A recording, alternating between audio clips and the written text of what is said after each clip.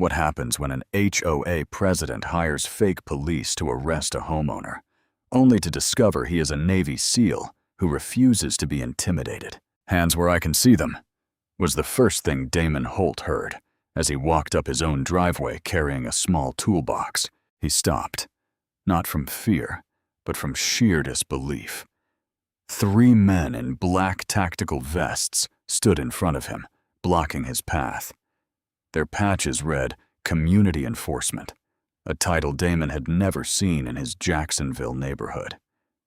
Behind them, arms crossed and wearing a smug smile, stood Vivian Hargrove, the HOA president who had been harassing him for months over every detail: his trash cans, his truck parked level with the grass.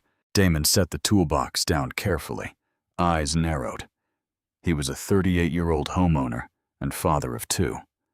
What no one on that street knew, not Vivian, not the men in vests, was that he had spent nearly 2 decades as a Navy SEAL. The men were not real police. Damon knew it within the first 5 seconds. Their boots were too clean, their holsters did not match, and their weapons, with one glance, he saw were cheap plastic replicas trying to pass as real. He had seen insurgents overseas with more convincing disguises, but Vivian noticed none of it. "There he is," she announced loudly, pointing at Damon as though she had just caught a criminal. "He has been warned before. Arrest him." Damon tilted his head slightly, studying the 3 men who hesitated before stepping forward. "Arrest me?" His voice was calm, steady, yet edged with steel. One of the fake officers, a stocky man with a beard, cleared his throat. "We have received reports of unauthorized activity on this property." Damon almost laughed. "This property is mine." He pulled his keys from his pocket and let them jingle. "Would you like me to show you the deed? It is right across the street." Neighbors began gathering. Phones came out. Cameras started recording. It was the kind of moment everyone knew to document when something felt wrong. The quiet Florida cul-de-sac suddenly became a stage. Vivian stepped forward, her voice shrill. "Damon, you are violating HOA regulations again. You were repairing something without approval. These men are here to enforce the rules." Damon's lips curved into a thin smile. He knew she had been waiting for a chance like this, but hiring armed impostors to intimidate him, that was new. "Ma'am," he said slowly, "they are not law enforcement. They have no right to be here." "Do not talk back to me, Damon!" She snapped her fingers and pointed at him with a sharp motion. "Do you think you can keep ignoring me? Ignoring this community? It ends today." The 3 men looked increasingly uncomfortable. They shifted from foot to foot, exchanging nervous glances. Nothing was going as they had planned. Damon straightened, shoulders squared. His posture changed in an instant. Even without a uniform, he radiated years of discipline. His voice dropped lower, but it cut through the air with unflinching authority. "Who sent you? And do not give me nonsense about HOA regulations. Speak." The bearded man swallowed. "Ma'am, perhaps we should—" "Do your job!" Vivian barked before he could finish. Damon's eyes flicked toward the street. He saw his neighbor, Elena Vargas, holding up her phone. She was pale and frightened, yet she kept recording. That gave him a measure of calm. Evidence mattered. "Sir, you will have to come with us," said another impostor, voice trembling. Damon took 1 step forward.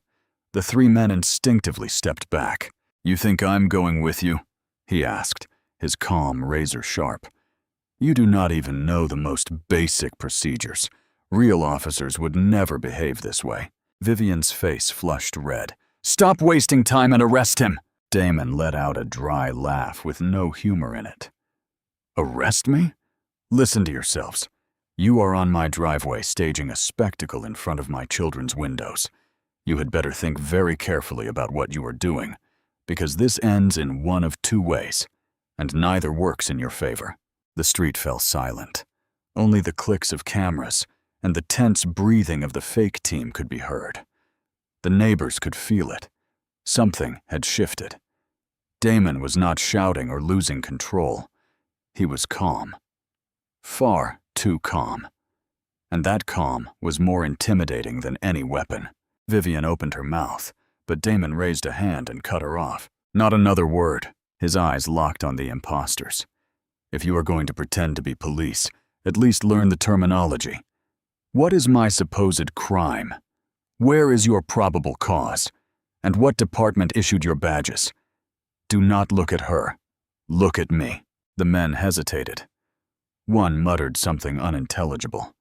Another's hand trembled over his vest. In that moment, the first murmur spread through the crowd of neighbors. These were not real police, but Damon knew this was only the beginning. Exposing a lie was one thing. Surviving the consequences was something else entirely. The air was thick with tension.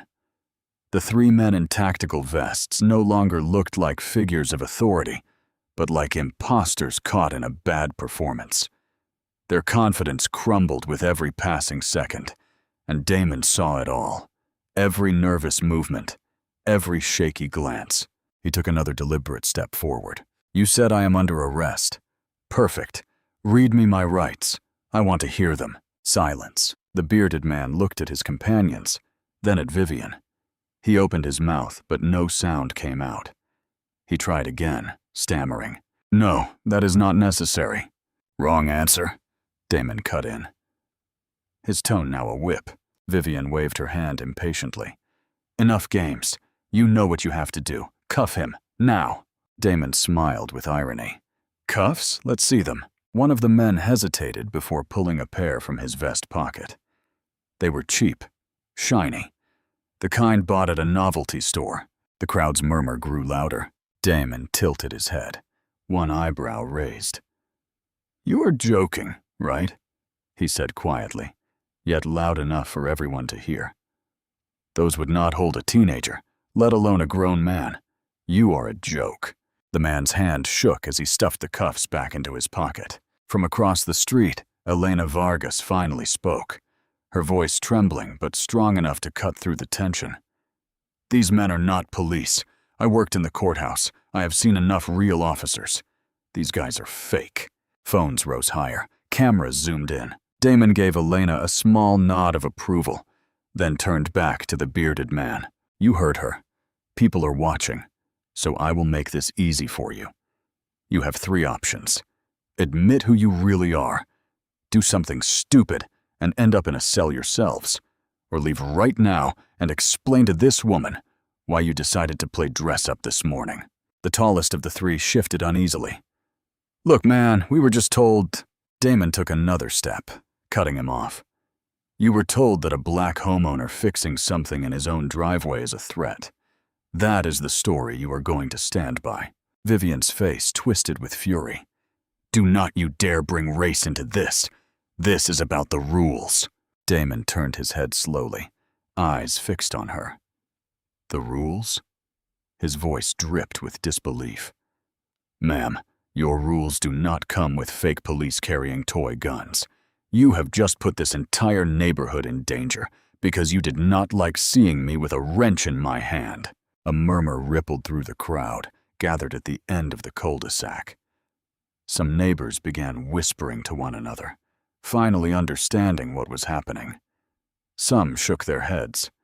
Others murmured that Vivian had gone too far this time. The bearded man's hands fell to his sides, his body language screaming defeat. This is not worth it, he muttered under his breath. But Vivian would not yield. She advanced a step, furious, pointing at Damon like a teacher scolding a student. You have been nothing but a problem since you arrived. Always bending the rules, always believing you are above everyone. I am tired. I run this neighborhood, and you are not going to ruin it. Damon's jaw tightened, but he did not raise his voice. Instead, he leaned slightly forward, lowering his tone to something cold and precise. You run nothing, and the only thing you have proven today is that you are willing to put innocent people in danger just to feel powerful. Vivian's face reddened further. She opened her mouth to reply, but froze when Damon added, Do you have any idea who I am? That silenced the entire street. Even the impostors stopped moving and stared at him. Damon let the pause stretch, dense and heavy. His eyes swept across every face, the impostors sweating under their vests, Vivian trembling with rage, the neighbors holding their phones like crucial evidence. Then he spoke slowly, each word falling like a blow. I served this country for nearly 2 decades, multiple deployments, special operations. I know what real danger is, and it is not me changing a light bulb in my garage. But if you keep pushing, you are going to find out what happens when a lie crashes headfirst into the truth. The tallest impostor took another visible step back. His voice cracked when he spoke to Vivian. We should not be here. This is not right. Vivian glared at him, but her control was crumbling. Damon took a deep breath and straightened. Now who wants to keep pretending? For the first time, the men did not answer. The silence said everything. But Damon knew this confrontation was far from over. Because when masks begin to fall, people become dangerous. The silence after Damon's words hung thick and unbroken. Real police were on the way. The neighborhood already knew Vivian Hargrove had turned the HOA into her personal fiefdom. The impostors did not know whether to advance or retreat, and Vivian's confidence dissolved like paper in rain. Yet the real story had not begun that morning. It had been building for months, perhaps years. Vivian had been HOA president in the gated community for nearly a decade. On paper, her job was to enforce rules fairly: lawn maintenance, architectural approvals, noise complaints. In practice, it had become her personal kingdom. She targeted people she did not like and left everyone else alone. Damon had learned that the hard way. When he and his family moved in a couple of years earlier, he noticed it almost immediately. Vivian treated him differently. While other neighbors had freedom, cars parked overnight, holiday decorations up out of season, Damon received violation notices for the smallest things. He still remembered the first one. It arrived shortly after they moved in. Notice of violation. Grass exceeds permitted length. Damon had stood in his yard, holding the letter, and looking at his perfectly cut lawn, shorter than half the others in the neighborhood. He had laughed at first, thinking it was a mistake. But when he called Vivian, she answered with a cold, cutting voice. This community has standards, Mr. Holt. If you want to live here, I suggest you learn them. That was only the beginning. Later came another notice. Unauthorized vehicle in the driveway. The supposed unauthorized vehicle was Damon's own registered truck, parked correctly, just like everyone else's. His wife Rachel confronted Vivian one afternoon while returning from school with the children. Why are you harassing us? Our truck is not violating any rule. Vivian's smile had been tight and brittle. I am simply doing my duty. There are people who lower property values without even realizing it. I will not allow that to happen here. That phrase, there are people, had stayed with Rachel. She repeated it to Damon that night, voice thick with frustration. She does not say it directly, but you and I both know what she means. Damon had let it pass. He was used to veiled comments, to entering spaces where people underestimated him. His military past had taught him to let small offenses roll off. But Rachel was right. Vivian's campaign against them had nothing to do with grass or trucks. It was personal. Other neighbors had noticed too. Elena Vargas had whispered to Rachel one afternoon, "It is not just you. Vivian goes after anyone who does not fit her idea of perfection." Last year she hounded the Santanas so badly they ended up selling. Now, with the fake community police standing in his driveway, Damon crossed his arms and planted himself firmly in the middle of it. Explain to me then how you plan to secure anything with toy guns and fake badges. The neighborhood murmur grew louder. Phones rose to record. No one was buying the theater of authority anymore. The impostors sweated under the sun. The vests felt heavier with every incredulous look from the neighbors. Damon took another step forward, voice calm yet edged. Vivian, I am going to ask you one last time. Why me? Why this obsession with rules that only exist in your head? Vivian's jaw tightened. Because you do not belong here. You arrived ignoring the bylaws, showing no respect for the community. Someone has to protect this neighborhood from chaos. The crowd reacted with a stifled murmur. Some neighbors shook their heads. Others whispered among themselves in disbelief. Damon advanced another step, his tone so low it made Vivian instinctively step back. Protected from chaos? I protected this country while you argued about grass height. And the thanks I receive is a false arrest in front of my children. Do not twist things, Vivian shouted, voice breaking. You think you are above the rules just because… Because what? Damon pressed, eyes locked on hers. The attention was unbearable. Neighbors murmured. Some recorded every word. Others simply stared. Stunned. Finally, Elena Vargas's voice cut through the silence. He pays his dues, Vivian. His lawn looks better than yours half the time. You are not protecting the neighborhood. You are abusing it. The murmur grew stronger, with clear nods of agreement. Among the crowd, Damon held Vivian's gaze. This is not about rules. It is about control. And today, you lost it. Vivian's face twisted with rage, but her allies, the fake police, were collapsing fast. The authority they pretended to have had shattered. Without that false power, Vivian had only her voice left. But Damon knew words could also be weapons, and Vivian had not fired her last shots yet. The leader of the impostors cleared his throat, trying to reclaim authority that no longer existed. Sir, we are not here to argue. Step aside. We need to secure the situation. Damon did not move. He stood firm, arms crossed, voice like ice. Secure what? The only thing you need to secure is a good lawyer, because after today, everyone here is going to want answers. Silence fell over the street. The impostors lowered their eyes. Vivian clenched her fists. But she knew, and everyone knew, that the show was over. Damon gave one last look at his neighborhood, at the phones recording, at the neighbors watching the collapse of Vivian Hargrove's false empire. With the same calm he had maintained through the storm, he picked up his toolbox, tucked it under his arm, and said in a tone as serene as it was lethal, "The show is over," and no one, absolutely no one, dared contradict him. The voice of Damon cut through the air like a blade. You have 30 people watching, cameras recording, and none of you has said who you represent. The tallest imposter moved nervously, glancing at Vivian as though needing permission. She waved her hand, voice shrill again. Do not let him waste time. He is dangerous. You do not know what he is capable of. That part was true, though not in the way Vivian believed. Damon arched an eyebrow. Dangerous? I was fixing a light. You, on the other hand, he pointed at the fake rifles, brought armed men into a neighborhood full of families. Who is the real danger here? The bearded man puffed out his chest, voice louder. We are going to tell you one last time. Hands behind your back. Damon's eyes slid to the plastic cuffs.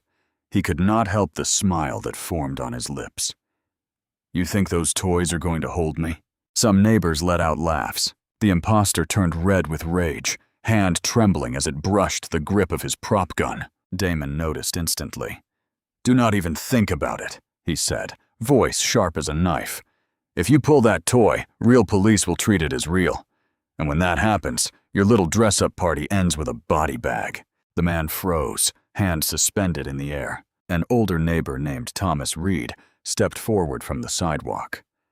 Hey, this is not right. You cannot harass a homeowner on his own property. I have lived here for many years, and I have never seen anything like this. Damon gave him a small nod of gratitude, but kept his eyes fixed on the 3 men in front of him. You heard him. Even people who know this neighborhood better than I do think you are a joke. Vivian's voice rose again, now cracking under pressure. Do not listen to him. He is manipulating you. These men are here for your safety. Damon cut her off with a tone so cold the entire street seemed to hold its breath. Safety. Tell that to the parents who have their children behind them right now. Look around, Vivian. You are not protecting anyone. You are scaring everyone." The crowd stirred. The murmurs grew louder. People were openly taking Damon's side. Phones captured every detail. The trembling hands, the shiny toy cuffs, Vivian's hysterical orders. The impostors felt it too. The tallest one whispered, "We should leave," but the bearded man shook his head, pride burning in his eyes. Damon saw that flash of stubbornness and knew exactly what to do. He took another deliberate step, lowering his voice to something as calm as it was deadly serious. "Do not provoke me. Not today. Not like this. Because if you make one wrong move, the only story that is going to be told here is how you dug your own grave." The silence was so heavy it felt as though the air itself had stopped moving. No one else dared speak. No one moved. And for the first time, Damon knew they were afraid. Sweat beaded on the bearded man's forehead, glistening under the Florida sun. He could not meet Damon's eyes. "So there is nothing," Damon said, with a tone so quiet it sounded more dangerous than a shout. "No department, no badge number, no real training. Just 3 guys in cheap vests playing police." The neighborhood laughter grew louder. It was no longer only tension. Now there was open mockery. The impostors seemed to shrink with every laugh, every glance that fell on them like an unbearable weight. Damon took another relentless step forward. "Let me explain something to you." His voice cut through the air. "I have seen men with real power, with real authority, and you have none of that. No backup, no exit strategy. And when men like you get cornered, you only have one option. Leave before everything gets worse."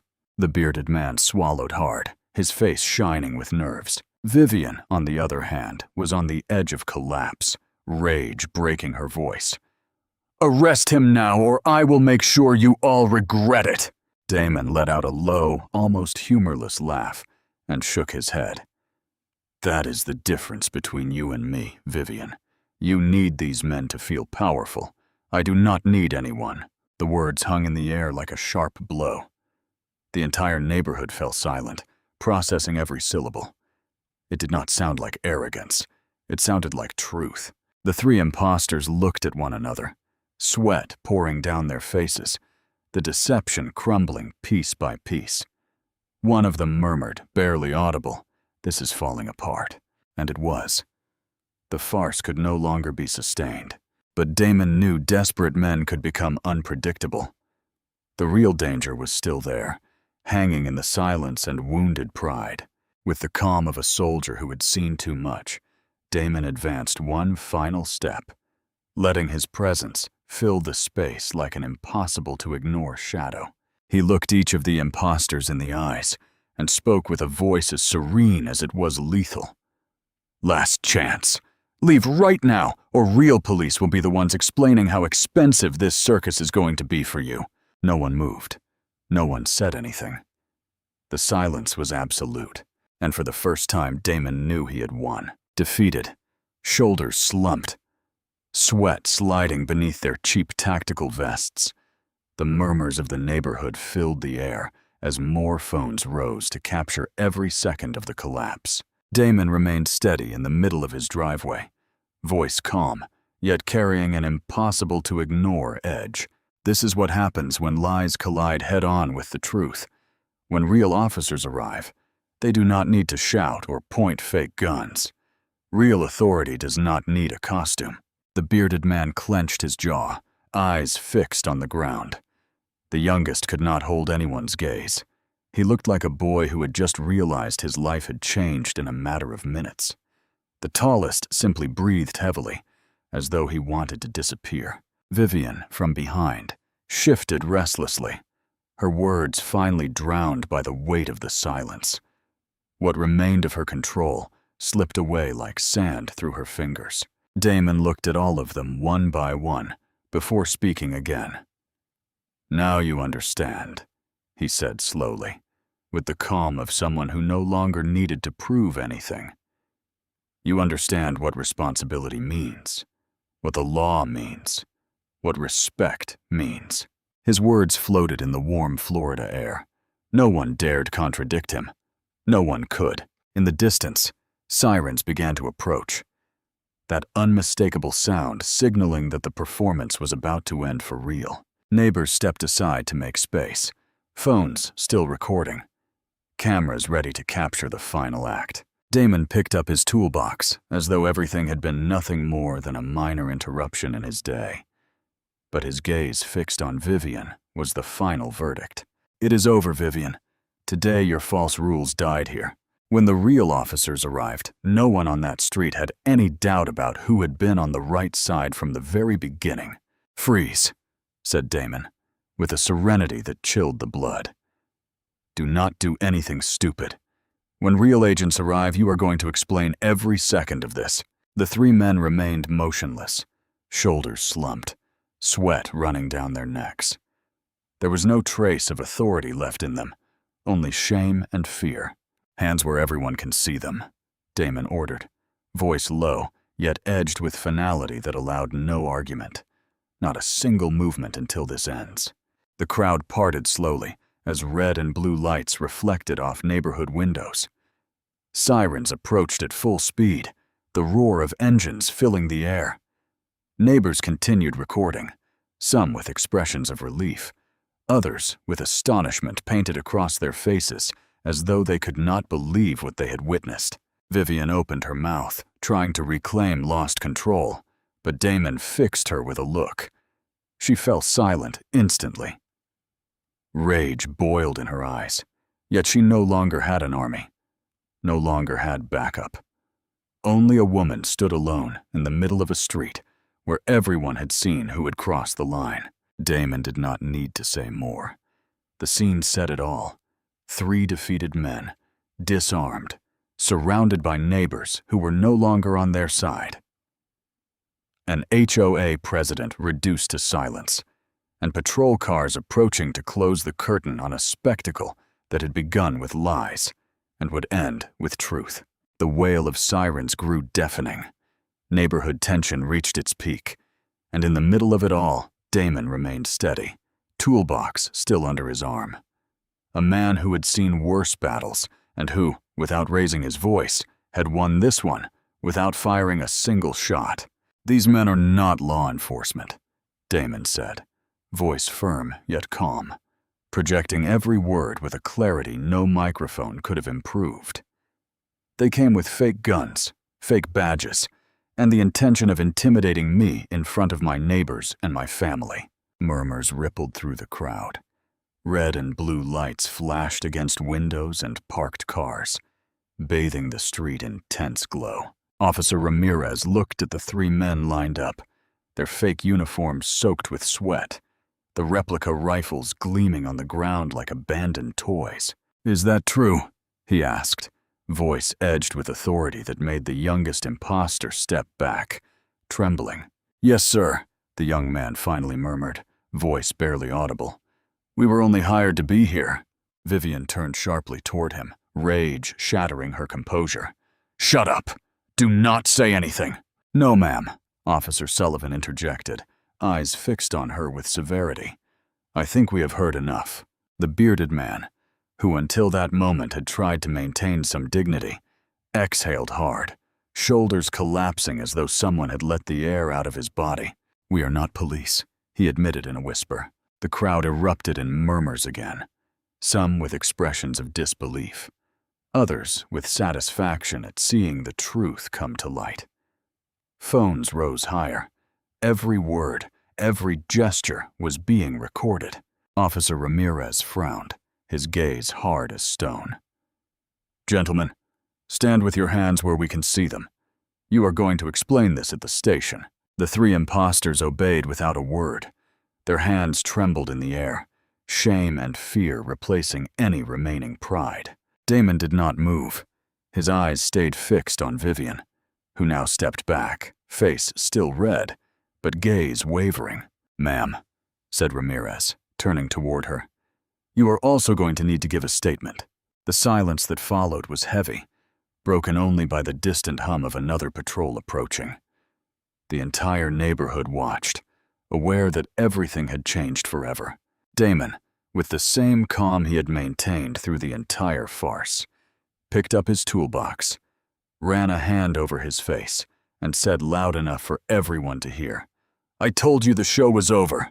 And this time, no one dared contradict him. Real handcuffs clicked with a sound that echoed across the entire street. The three impostors were lined up against the patrol car. The false authority they had tried to display was now reduced to a tragic spectacle for the entire neighborhood. "Impersonating a law enforcement officer," said Officer Ramirez with an icy tone as he adjusted the cuffs on the last man, "is a serious crime. You are going to answer for every second of this charade." Officer Sullivan lifted the fake Community Enforcement Division badge, the evening light reflecting off the cheap plastic, and shook his head before pocketing it as evidence. Neighbors watched in silence, some with disbelief, others with quiet satisfaction. Damon remained still in his driveway, toolbox still on the ground beside him, gaze fixed on Vivian. She had stepped back several paces, face red, hands clenched, but her power had evaporated like smoke. "Ma'am," Ramirez said with hardness, "what you did today exposes you to very serious charges. Hiring individuals to impersonate police is not enforcing HOA rules. It is breaking the law." The murmurs in the crowd grew. Elena Vargas raised her phone higher, voice clear. "Everything is recorded. Every word, every threat." Vivian opened her mouth, but no sound came out. For the first time since everything began, she truly seemed lost. Damon spoke then, voice calm yet carrying weight that carried across the street. "It could have ended very badly, Vivian, but it did not, because I kept the calm you all." Officer Sullivan nodded, looking at him with a mixture of respect and relief. Mr. Holt did the right thing. The entire neighborhood knew it. They had seen how Damon dismantled the lie without raising his voice, how he kept armed men with prop guns and an out-of-control HOA president at bay. Red and blue lights continued flashing as the impostors were led into the patrol cars, handcuffed and heads lowered. The street was silent, except for the sound of metal doors closing behind them. Damon finally took his toolbox, lifted it calmly, and before entering his house looked at Vivian one last time. "I warned you the show was over. Now, reality is going to take care of you."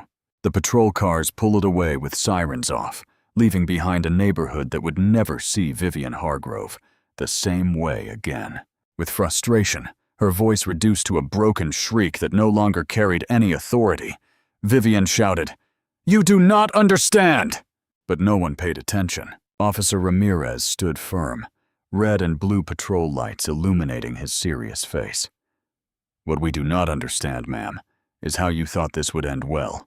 A false arrest, armed men with replicas, threats in front of children. You were not protecting anything. You were creating real danger." Neighbors murmured more strongly. Thomas Reed shook his head in disbelief. Elena Vargas, phone still recording, spoke with clear voice. "We all saw what happened. There are no excuses, Vivian." She looked for support in the crowd, but found only cold faces, neighbors who could finally say out loud what they had endured in silence for years. "Mrs. Hargrove," Officer Sullivan interjected with a cutting tone, "we are no longer talking about HOA rules. This is a criminal matter. We need you to cooperate right now." Vivian looked around, breathing agitated, posture rigid, as though she still tried to cling to authority that no longer existed. But it was useless. Every word, every movement was on video. The facade had collapsed completely.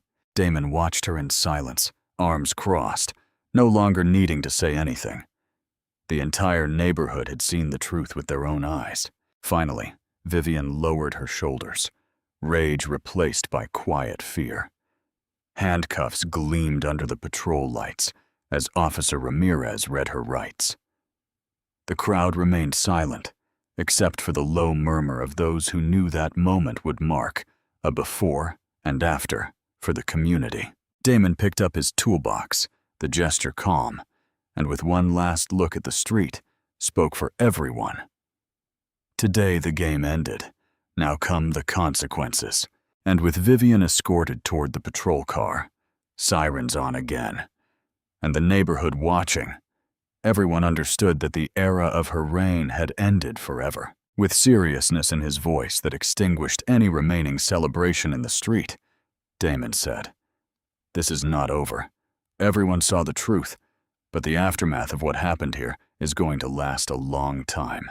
Neighbors remained silent. Some still recorded with their phones. Others exchanged glances, charged with tension. Red and blue lights continued bathing the impeccable facades of the neighborhood, a living reminder of how far everything had gone. The patrol car carrying Vivian Hargrove pulled away slowly, escorted by the second unit. Inside the vehicle, her face was barely visible under the flashing lights, rigid with a mixture of rage and fear that made her look like a stranger, in the same place where she had reigned for years. Elena Vargas finally lowered her phone, voice still trembling yet firm. "See, now we can live in peace." Thomas Reed nodded, arms still crossed. Finally, it was time someone put her in her place. Damon said nothing. His eyes followed the patrol car until it disappeared at the end of the street. He knew the coming days would bring meetings, questions, perhaps lawyers. The neighborhood would have to face everything it had ignored for far too long. Rachel squeezed his arm gently. "The important thing is that everyone is safe," she whispered. "You kept them safe." Damon took a deep breath, fatigue hitting him all at once, yet he maintained his usual steady bearing. "Yes," he said calmly. "Today, yes." Silence returned gradually to the cul-de-sac as police lights faded. In the distance, neighbors' cameras turned off, doors began to close, and one by one, people returned to their homes. But in their eyes, something was different. It was no longer the same neighborhood that had woken up that morning. Damon finally picked up his toolbox, held it under his arm, and before entering with Rachel and the children, cast one last look at the empty street. "The show is over," he murmured to himself. "Now the truth begins." He closed the door. His expression said it all. The evidence was solid.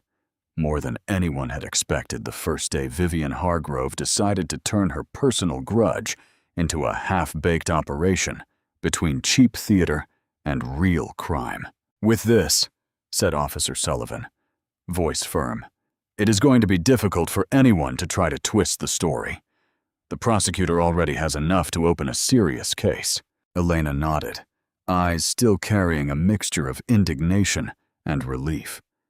"For years we thought she could get away with it because she was the president. But now everyone saw how far she was willing to go." Damon remained leaning against the frame of his garage. The same calm he had shown that day was still present, though in his eyes there was a different kind of fatigue. "It was never about rules," he said in a low tone, more to himself than to the others. "It was about power, and she lost it in front of everyone."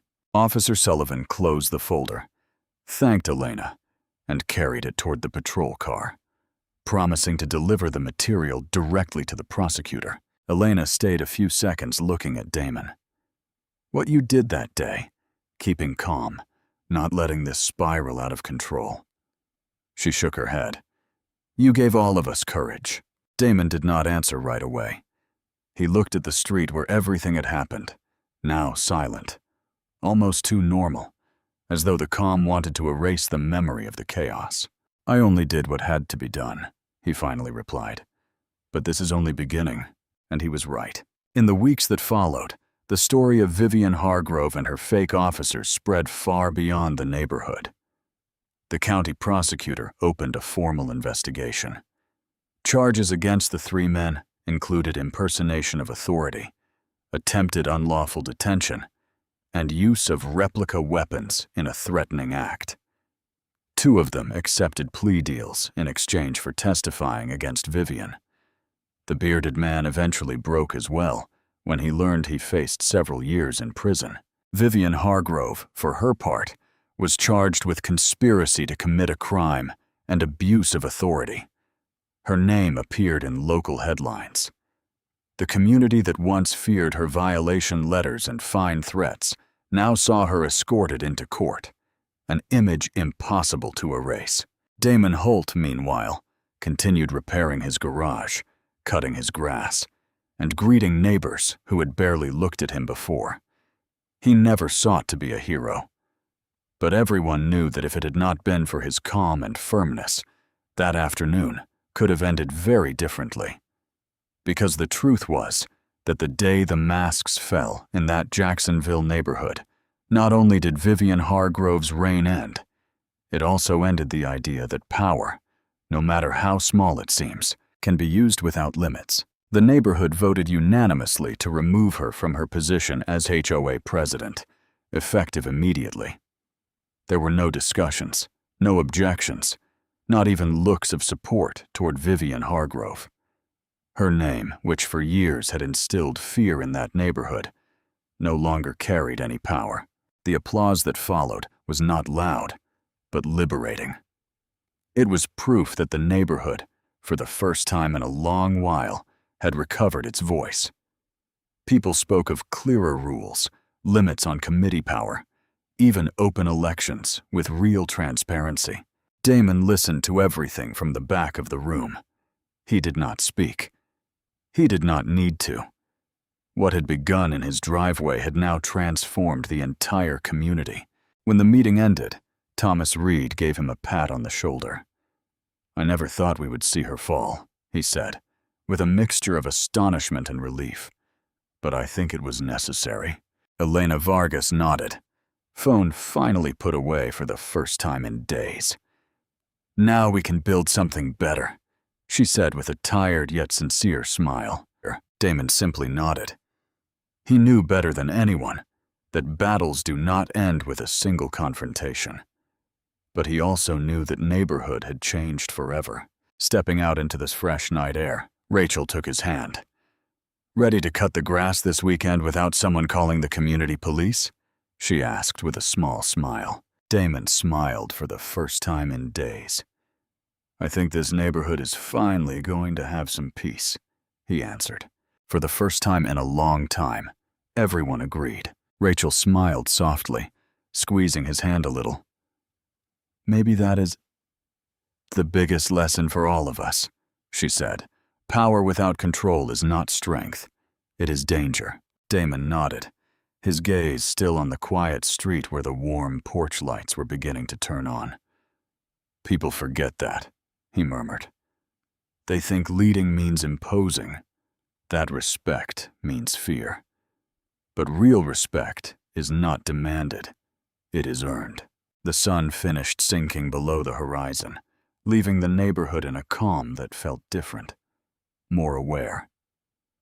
What had happened with Vivian and her fake agents was no longer just a story people would tell again and again. It had become a silent reminder of how quickly authority can corrupt and how necessary it is to confront it when it does. In the distance, Elena Vargas chatted with Thomas Reed while their children played on the sidewalk. Robert Klein rode by on his bicycle, raising a hand in greeting. Small signs of a community that for the first time in years seemed united, not by fear, but by the certainty that they had recovered something more valuable than any regulation, the voice to defend themselves. Rachel leaned back in the chair beside Damon. "Do you think all of this will bring real change?" she asked quietly. Damon took a while to answer. Finally, he said, "If it does not, at least now they know what happens when someone tries to rule with fear. And they know I will not stay silent if it happens again." The distant song of crickets filled the silence that followed. There were no more sirens, no shouts, no threats, only the certainty that the calm this time was real. And for the first time since everything began, Damon Holt allowed himself to believe that perhaps that neighborhood had finally learned the lesson. You recover something stronger than any regulation or title. Dignity. Damon stopped in the middle of the street, looking at the orderly houses, The warm lights glowing on porches, children laughing in the distance. Everything seemed so normal, and yet nothing was the same as before. The neighborhood had changed. It was no longer just a place with quiet lawns. Now it was a community that had seen how far arrogance and fear can go when no one stops them. And it had also seen what happens when someone stands firm without losing calm. Damon took a deep breath, hands in his pockets, the Florida breeze carrying away the echo of the sirens and shouts that had marked that chaotic afternoon.